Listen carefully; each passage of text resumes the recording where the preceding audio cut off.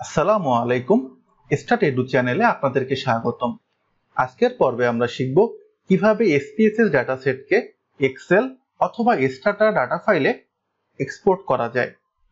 ধরুন আমাদের এই এসপিএসএস ডাটা সেটকে আমরা যদি এক্সেলে এক্সপোর্ট করতে চাই, তাহলে যা করতে হবে, মেনু বারে ফাইলে গিয়ে এই দেখুন এক্সপোর্টে এসে আমরা ধরুন এক্সেলে রূপান্তর করব।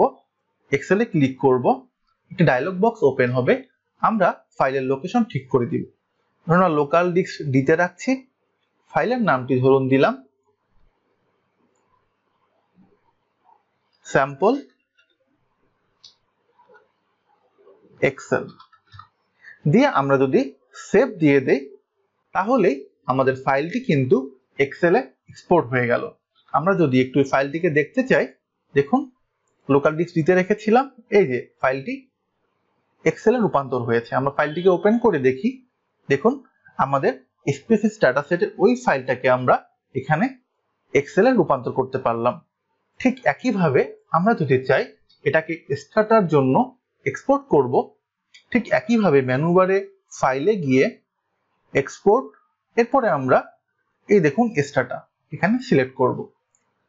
ঠিক একইভাবে আমরা লোকেশন ঠিক করে দিব। ফাইল নেম আমাদের অটোমেটিক একটি সাজেস্ট করবে, আমরা সেটিও রাখতে পারি। দিয়ে সেভ দিয়ে দিলে আমাদের এই এসপিএসএস ডাটা সেটটি স্ট্যাটা ডাটা সেটে রূপান্তর হয়ে গেছে। আমরা সেটাকে যদি একটু দেখি, লোকাল ডিস্ক দিতে এই দেখুন আমাদের ওই ডাটা সেটটি স্ট্যাটাতে কনভার্ট হয়ে গেছে। এই দেখুন ডাটা সেটটি আমাদের স্ট্যাটায় চলে এসেছে। ধন্যবাদ সবাইকে।